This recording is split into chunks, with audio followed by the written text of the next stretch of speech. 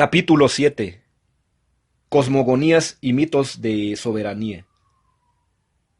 En la historia del hombre, los comienzos suelen pasar inadvertidos.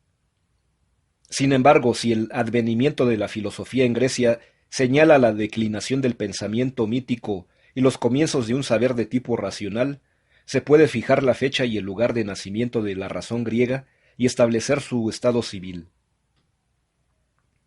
Fue a principios del siglo VI, en la Mileto jónica, donde hombres como Tales, Anaximandro, Anaxímenes, inauguran un nuevo modo de reflexión acerca de la naturaleza, a la que toman por objeto de una investigación sistemática y desinteresada, de una historia, y de la cual presentan un cuadro de conjunto, una teoría, del origen del mundo, de su composición, de su ordenamiento, de los fenómenos meteorológicos. Proponen explicaciones desembarazadas de toda la imaginería dramática de las teogonías y cosmogonías antiguas. Las grandes figuras de las potencias primordiales ya se han esfumado. Nada de agentes sobrenaturales, cuyas aventuras, luchas y hazañas formaban la trama de los mitos de Génesis que narraban la aparición del mundo y la instauración del orden. Ninguna alusión siquiera a los dioses que la religión oficial asociaba, tanto en las creencias como en el culto, a las fuerzas de la naturaleza. Entre los físicos de Jonia, el carácter positivo ha invadido de pronto la totalidad del ser. Nada existe que no sea naturaleza, physis. Los hombres, la divinidad, el mundo, forman un universo unificado, homogéneo, todo él en el mismo plano. Son las partes o los aspectos de una sola y misma physis que pone en juego por doquier las mismas fuerzas. Manifiesta la misma potencia vital. Las vías por donde ha nacido, se ha diversificado y organizado esa physis, son perfectamente accesibles a la inteligencia humana. La naturaleza no ha operado en el comienzo de modo distinto a como lo hace todavía. Día tras día, cuando el fuego seca un vestido mojado o cuando en una criba que se agitan las partes más gruesas, se aíslan y se reúnen. Como no hay más que una sola physis, que excluye la noción misma de lo sobrenatural, no hay tampoco más que una sola temporalidad. Lo originario, lo primordial, se despoja de su majestad y de su misterio. Todo tiene la vulgaridad tranquilizadora de los fenómenos familiares. Para el pensamiento mítico, la experiencia cotidiana se aclara y adquiere sentido en relación con los actos ejemplares llevados a cabo por los dioses en el origen. El valor de la comparación se invierte en los jonios. Los acontecimientos primitivos, las fuerzas que produjeron el cosmos, se conciben a imagen de los hechos que se observan actualmente y tienen una explicación análoga. No es lo original lo que ilumina y transfigura lo cotidiano. Es lo cotidiano lo que hace inteligible lo original, ofreciendo modelos para comprender cómo se formó y ordenó el mundo. Esta revolución intelectual aparece tan súbita y profunda, que se la ha creído inexplicable en términos de causalidad histórica. Se ha hablado de un milagro griego. Sobre la tierra de Jonia, el logo se habría desprendido bruscamente del mito como las cataratas caen de los ojos del ciego. Y la luz de esta razón, una vez revelada para siempre, no habría dejado ya de iluminar los progresos del espíritu humano. Los filósofos jonios, escribe Bognet, han abierto el camino que la ciencia después solo ha tenido que seguir. Revisar J. Burnett, Early Greek Philosophy, tercera edición, Londres, 1920. Y precisa todavía, sería enteramente falso buscar los orígenes de la ciencia jónica en una concepción mítica cualquiera. A esta interpretación se opone punto por punto la de F. M. Cornford. Según él, la primera filosofía se acerca más a una construcción mítica que a una teoría científica. La física jónica nada tiene de común, ni en su inspiración ni en sus métodos, con lo que nosotros denominamos ciencia. En particular ignora todo acerca de la experimentación. No es tampoco producto de una reflexión ingenua y espontánea de la razón acerca de la naturaleza. Transpone en una forma laica y con un vocabulario más abstracto la concepción del mundo elaborada por la religión. Las cosmogonías reanudan y prolongan los temas esenciales de los mitos cosmogónicos. Aportan una respuesta al mismo tipo de cuestión. No buscan, como la ciencia, leyes de la naturaleza. Se preguntan con el mito cómo se ha establecido el orden, cómo ha podido el cosmos surgir del caos. De los mitos de Génesis, los milesios toman no sólo una imagen del universo, sino también todo un material conceptual y esquemas explicativos. Tras de los elementos de la fisis se perfilan antiguas divinidades mitológicas. Al hacerse naturaleza, los elementos han perdido el aspecto de dioses individualizados, pero continúan siendo potencias activas y animadas, que se sienten como divinas. La fisis cuando opera está toda compenetrada de aquella sabiduría y aquella justicia que eran los atributos de Zeus. El mundo de Homero se ordenaba mediante una distribución de los dominios y las funciones entre grandes dioses. A Zeus corresponde la luz deslumbrante del cielo, o Aether; a Hades la sombra brumosa, o Air; a Poseidón el elemento líquido; a los tres en común, Gaia, la tierra, en la que viven con los hombres, todas las criaturas mortales resultado de la mezcla. El cosmos de los jonios se organiza mediante una división de provincias, de las estaciones, entre potencias elementales que se oponen, se equilibran o se combinan. No se trata de una vaga analogía. Entre la teogonía de Hesíodo y la filosofía de un Anaximandro, el análisis de Cornford descubre estrechas correspondencias. Cierto es que uno habla todavía de generaciones divinas allí donde el otro describe ya procesos naturales. Es que el segundo se rehúsa a jugar con la ambigüedad de términos como fu, ein y génesis, que significan a la vez engendrar y producir, nacimiento y origen. Mientras se confundían estos diferentes sentidos, se podía expresar el devenir en términos de unión sexual, dar razón de un fenómeno nombrando a su padre y su madre, estableciendo su árbol genealógico.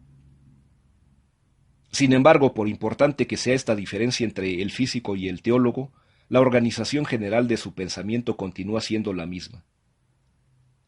Ponen igualmente en el origen un estado de indistinción en el que nada aparece todavía. Caos en Hesíodo, Nix, Erebos, Tártaros, en ciertas teogonías atribuidas a Orfeo, a Museo y a Epiménides. Apeiron es ilimitado en Anaximandro. De esta unidad primordial surgen por segregación y diferenciación progresivas parejas de opuestos, lo oscuro y lo luminoso, lo cálido y lo frío, lo seco y lo húmedo, lo denso y lo raro, lo alto y lo bajo, que van a delimitar en el mundo realidades y campos diversos. El cielo, brillante y cálido; el aire, oscuro y frío; la tierra, seca; el mar, húmedo. Estos opuestos que han llegado a ser, separándose uno del otro, pueden también unirse y mezclarse para producir ciertos fenómenos como el nacimiento y la muerte de todo lo que vive, plantas, animales y hombres. Pero no es solamente el esquema de conjunto lo que se ha conservado en lo esencial. Hasta en los detalles, la simetría de los desenvolvimientos, la concordancia de ciertos temas, acusan la persistencia, en el pensamiento del físico, de representaciones míticas que nada han perdido de su fuerza de sugestión. Confróntese Marcel de Corte. Mythe et philosophie chez Anaximandre en level théologique et philosophique. 14. 1958-1960. Páginas 9 a 29. La generación sexual, el huevo cósmico, el árbol cósmico, la separación de la tierra y el cielo.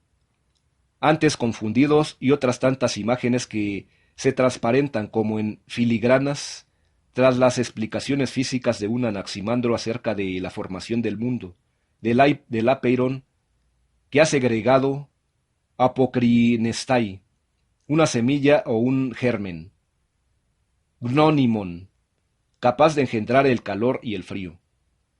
En el centro de este germen reside el frío, en forma de aer. En su periferia, envolviendo al frío, el calor se desenvuelve, perifgenai, en una cáscara de fuego semejante a la corteza, o floios, alrededor de un árbol. Llega un momento en que esa envoltura esférica, inflamada, se separa por desgarramiento, o aporreginesai, del núcleo al cual estaba unida, y como se quiebra una cáscara de huevo, estalla en círculos ígneos, que serán los astros. Se ha hecho notar el empleo de términos embriológicos, que evocan, racionalizándolos, temas de generación sexual y de hierogamia, como gnomion, apocrinestai, aporregnistai, floios, palabra derivada de fleo, verbo vinculado con la idea de generación y que puede designar la placenta del embrión, la cáscara del huevo, la corteza del árbol y, más generalmente, toda membrana que envuelva, a manera de velo, el organismo vegetal o animal en curso de crecimiento. Revisar H. G. Baldry. Embryological Analogies en Presocratic Cosmogony. En Classical Quarterly, 26, 1932. Páginas 27 a 34. Sin embargo, a pesar de estas analogías y de sus reminiscencias, no hay verdadera continuidad entre el mito y la filosofía. El filósofo no se contenta con repetir en términos de physis lo que el teólogo había expresado en términos de potencia divina. Al cambio de registro, a la utilización de un vocabulario profano, corresponde una nueva actitud de espíritu y un clima intelectual diferente. Con los milesios, por primera vez, el origen y el orden del mundo adoptan la forma de un problema explícitamente planteado al que hay que dar una respuesta sin misterio, a la medida de la inteligencia humana, susceptible de ser expuesta y debatida públicamente ante la asamblea de los ciudadanos, con las demás cuestiones de la vida corriente. De este modo se afirma una función de conocimiento libre de toda preocupación de orden ritual. Los físicos deliberadamente ignoran el mundo de la religión. Su investigación nada tiene que ver con los procedimientos del culto, a los cuales el mito, a pesar de su relativa autonomía, permanecía siempre más o menos ligado.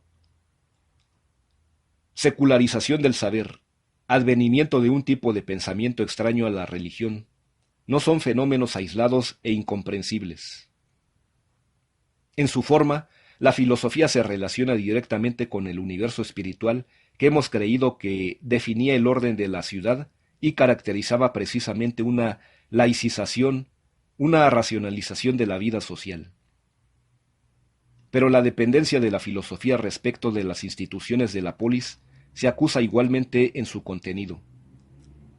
Si es verdad que los milesios han partido del mito, es verdad también que han transformado profundamente la imagen del universo, lo han integrado a un cuadro especial, ordenándolo según un modelo más geométrico. Para construir las cosmologías nuevas, han utilizado las nociones que el pensamiento moral y político habían elaborado. Han proyectado sobre el mundo de la naturaleza aquella concepción del orden y de la ley que al triunfar en la ciudad había hecho del mundo humano un cosmos. Las teogonías y las cosmogonías griegas comprenden como las cosmogonías que les han sucedido, relatos de Génesis que explican la aparición progresiva de un mundo ordenado. Pero son también y ante todo otra cosa, mitos de soberanía. Exaltan el poder de un Dios que reina sobre todo el universo. Hablan de su nacimiento, sus luchas, su triunfo. En todos los dominios, natural, social y ritual, el orden es el producto de esa victoria del Dios soberano. Si el mundo ya no está librado de la inestabilidad y a la confusión, es porque al término de los combates que el Dios ha tenido que sostener contra rivales y monstruos, su supremacía aparece definitivamente asegurada, sin que nada pueda en adelante ponerla en cuestión. La teogonía de Siodo se presenta así, como un himno a la gloria de Zeus Rey. La derrota de los titanes y de la de Tifeo, vencidos igualmente por el hijo de Cronos, no vienen solamente a coronar, como su conclusión, el edificio del poema. Cada episodio resume y comprendía toda la arquitectura del mito cosmogónico. La victoria de Zeus, en cada caso, es una creación del mundo. El relato de la batalla que lanza una contra otra las dos generaciones rivales de los titanes y los olímpicos evoca explícitamente el retorno del universo a un estado original de indistinción y desorden. Estremecidas por el combate las potencias primordiales, Gaia, Ouranos, Pontos, Oceanos, Tártaros, que antes estaban diferenciadas y situadas en su lugar, se encuentran mezcladas de nuevo. Gaia y Ouranos, cuya separación había narrado Hesíodo, parecen juntarse y unirse de nuevo, cual si se abalanzaran la una contra el otro.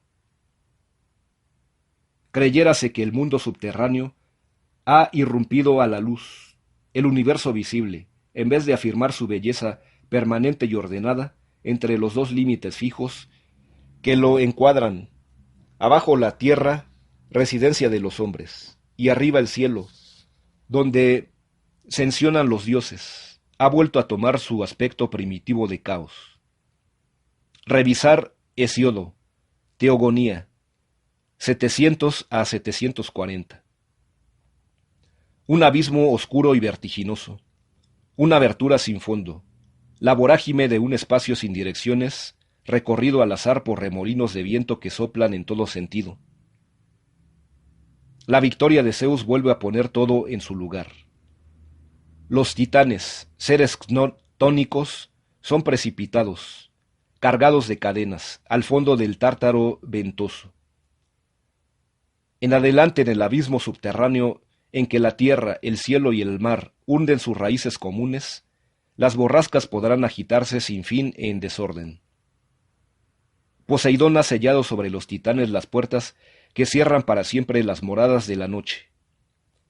No hay peligro, ya que Caos resurja a la luz para sumergirse al mundo visible. La batalla contra Tifeo se trata de una interpolación que data, sin duda, de fines del siglo VII, retoma temas analógicos. En páginas sugestivas, Comfort ha relacionado este episodio con el combate de Marduk contra Tiamat. Como Tiamat, Tifeo representa los poderes de confusión y desorden, el retorno a lo informe, al caos. Lo que hubiera sido el mundo si el monstruo de 1000 voces, hijo de Ge y de Tártaros, hubiese conseguido reinar en lugar de Zeus sobre los dioses y los hombres, es fácil de imaginar.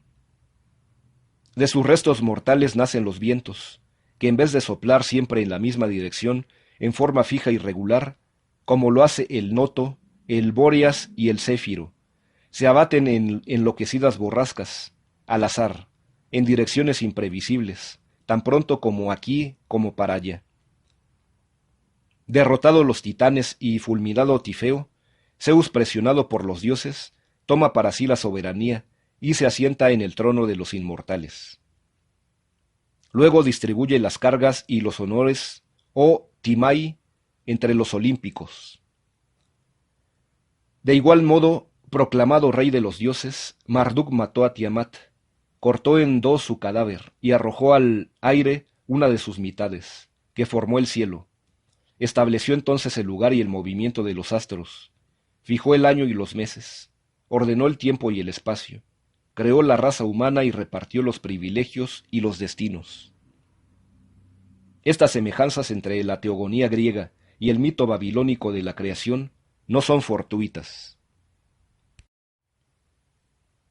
La hipótesis formulada por Cornford de que este es fuente de aquella ha sido confirmada y también matizada y completada por el descubrimiento reciente de una doble serie de documentos. Por una parte, las tablillas fenicias de Ras Shamra, de principios del siglo XIV a.C., y por otro, unos textos hititas en cuneiforme, que reproducen una antigua saga hurrita del siglo XV. La resurrección casi simultánea de ambos conjuntos teogónicos ha revelado toda una serie de convergencias nuevas que explican la presencia, en la trama del relato hesiódico, de detalles que parecían fuera de lugar o incomprensibles. El problema de las influencias orientales sobre los mitos griegos de Génesis, el de su amplitud y sus límites, así como el de los caminos y la fecha de su penetración, quedan así planteados en forma precisa y firme. En estas teogonías orientales como en las de Grecia, a las cuales pudieron servir de modelos, los temas de Génesis quedan integrados en una vasta epopeya real que hacen enfrentarse en la lucha por la dominación del mundo, las generaciones sucesivas de los dioses y de las diferentes potencias sagradas. El establecimiento de un poder soberano y fundación del orden aparecen como los dos aspectos inseparables de un mismo drama divino, como el trofeo de una misma lucha, como el fruto de una misma victoria. Este rasgo general marca la dependencia del relato mítico respecto de los rituales reales, de los que constituye el principio de un elemento, pues viene a ser su acompañamiento. El poema babilónico de la creación, el Enuma Elish, se cantaba así todos los años el cuarto día de la fiesta real de creación del Año Nuevo, en el mes de Nisán en Babilonia. En aquella fecha se creía que el tiempo había terminado su ciclo. El mundo retornaba a su punto de partida. Momento crítico en que el orden, en su totalidad, volvía a ponerse en cuestión. Durante el curso de la fiesta, el rey reproducía mímicamente contra un dragón un combate ritual.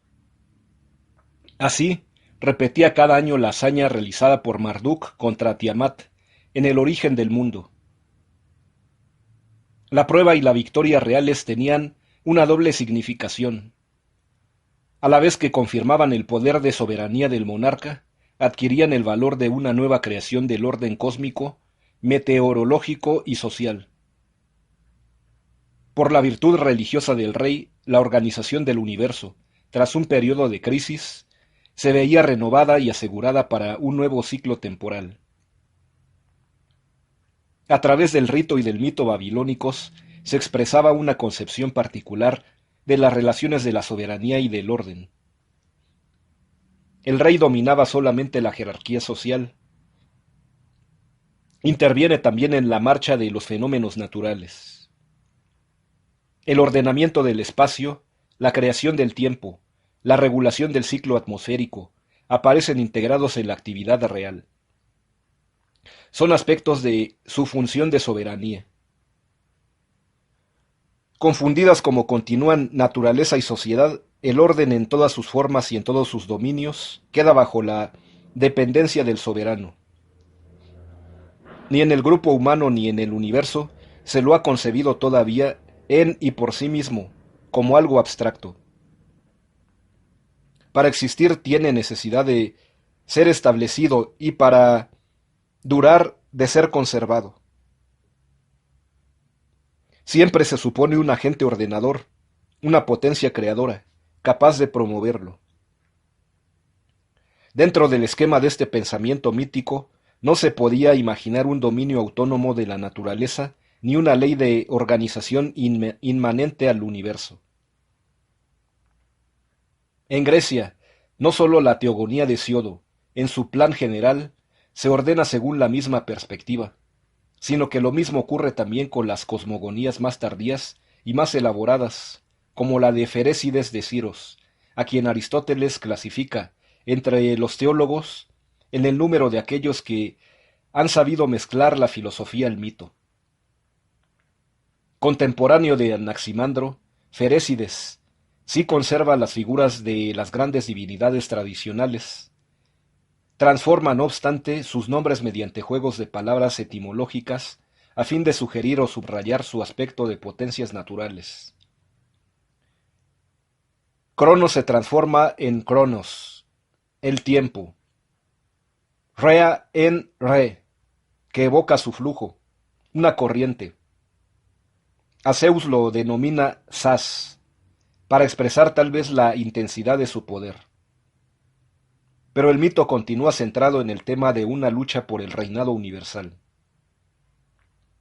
Hasta donde se puede juzgar por los fragmentos que han llegado hasta nosotros, Ferécides refería la batalla de Cronos contra Ofión, el choque de los dos ejércitos, la caída de los vencidos al océano, el reinado de Cronos en lo alto del cielo.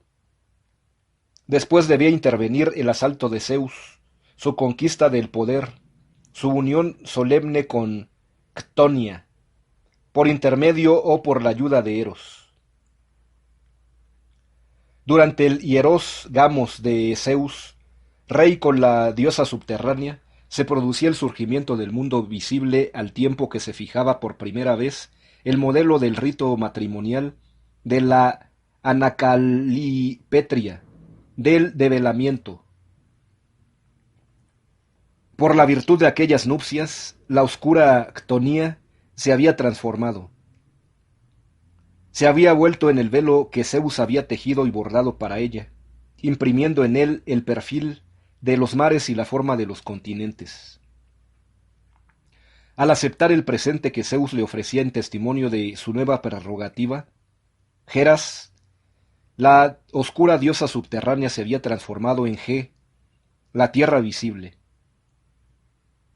Zeus asignaba entonces a las distintas divinidades su respectiva porción, su moira, fijando para cada una la parte del cosmos que debía corresponderle, y recluía en el Tártaro, al cuidado de los vientos y las tempestades, las potencias del desorden y de Ibris.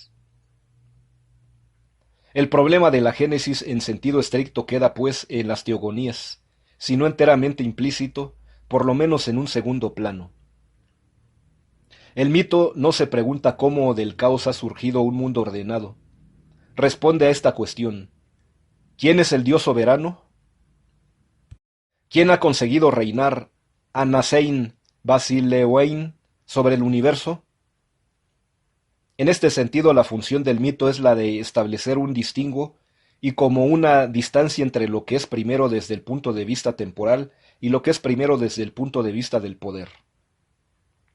Entre el principio que está cronológicamente en el origen del mundo y el soberano que preside a su ordenamiento actual, el mito se constituye en esta distancia, que es el objeto mismo de su relato, pues éste representa, a través de la serie de las generaciones divinas, los avatares de la soberanía hasta el momento en que una supremacía, definitiva ya, pone término a la elaboración dramática de la dinastía.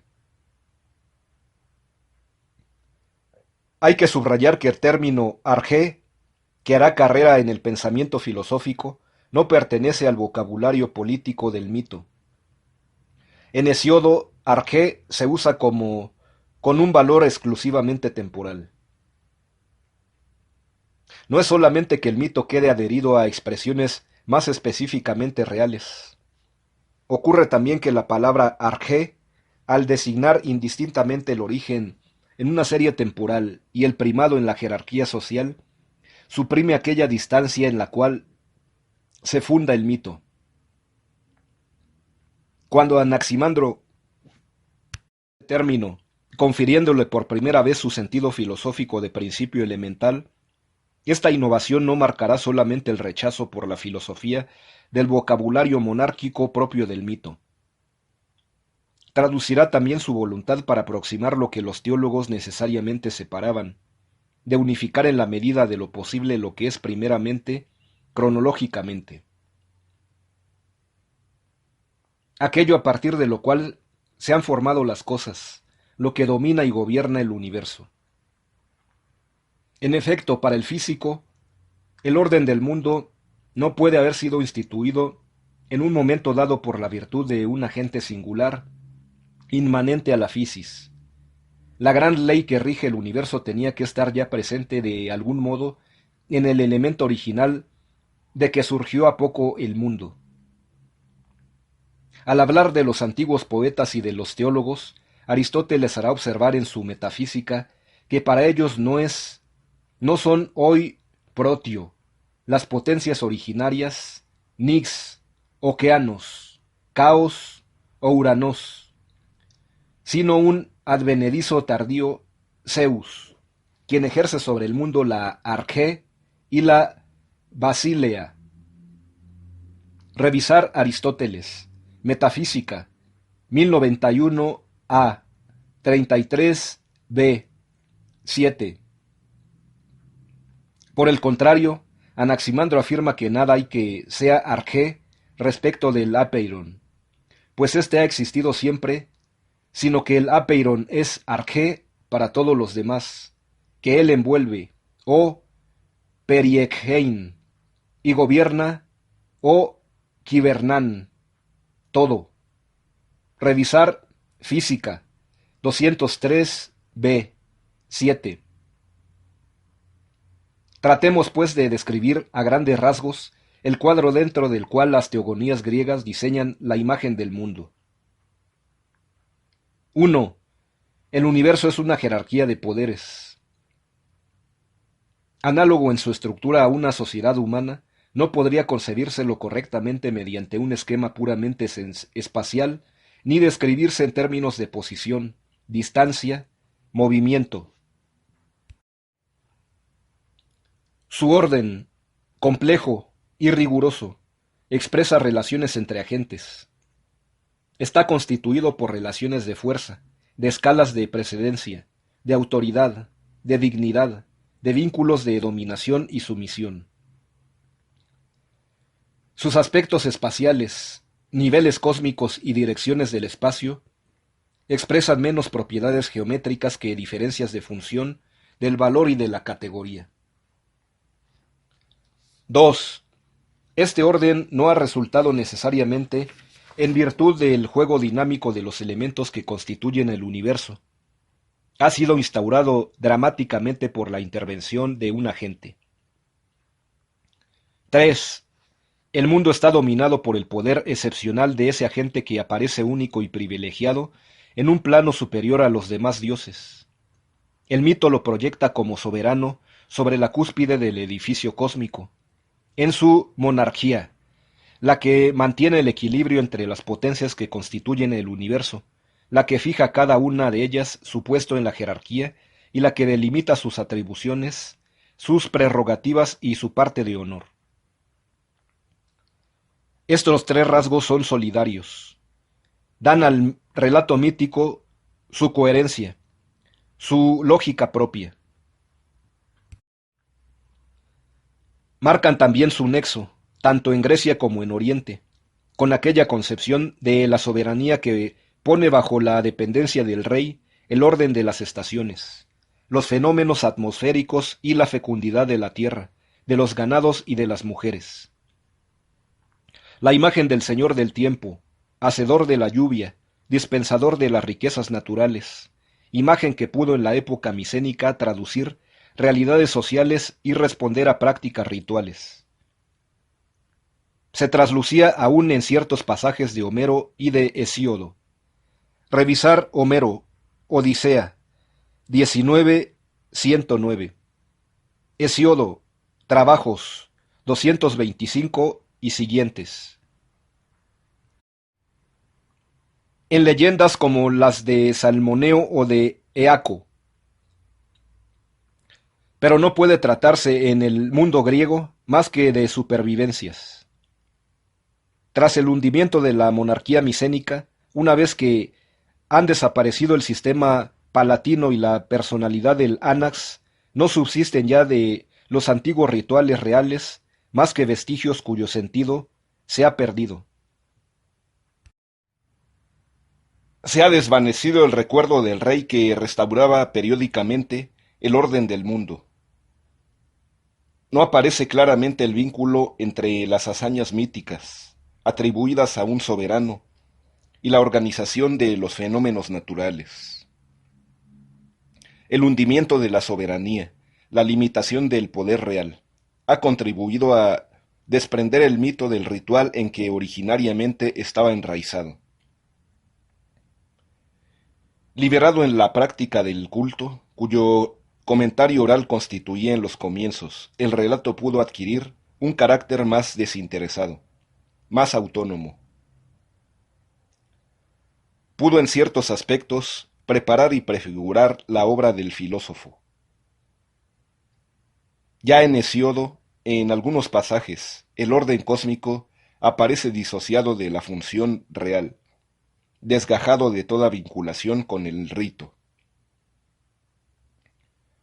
El problema de su génesis se plantea de manera más independiente.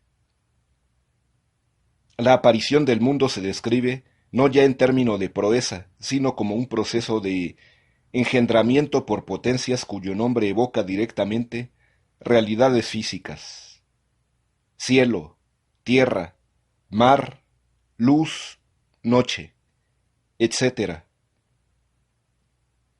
Se ha hecho notar este propósito el acento naturalista, del comienzo de la teogonía, versos 116 a 133, que choca con la continuidad del poema. Pero lo que hay tal vez más de significativo en aquel primer intento por describir la génesis del cosmos según una ley de evolución espontánea es precisamente su fracaso. No obstante el esfuerzo de delimitación conceptual que se acusa en él, el pensamiento de Hesíodo continúa prisionero de su cuadro mítico. Ouranos, Gaia, Pontos son realidades perfectamente físicas en su aspecto concreto del cielo, tierra y mar, respectivamente. Pero son al mismo tiempo divinidades que actúan, que se unen y se reproducen a la manera de los hombres. Actuando sobre uno y otro plano, el pensamiento concibe el mismo fenómeno. Por ejemplo, la separación de las tierras y las aguas, simultáneamente como hecho natural en el mundo visible y como engendramiento divino en un tiempo primordial. Para romper con el vocabulario y con la lógica del mito, hubiese necesitado Hesíodo una concepción de conjunto capaz de suplantar el esquema mítico de una jerarquía de poderes dominada por un soberano. Lo que le faltó fue poder representarse un universo sometido al reino de la ley, un cosmos que se organizara imponiendo a todas sus partes un mismo orden de isonomía, hecho de equilibrio, reciprocidad y simetría.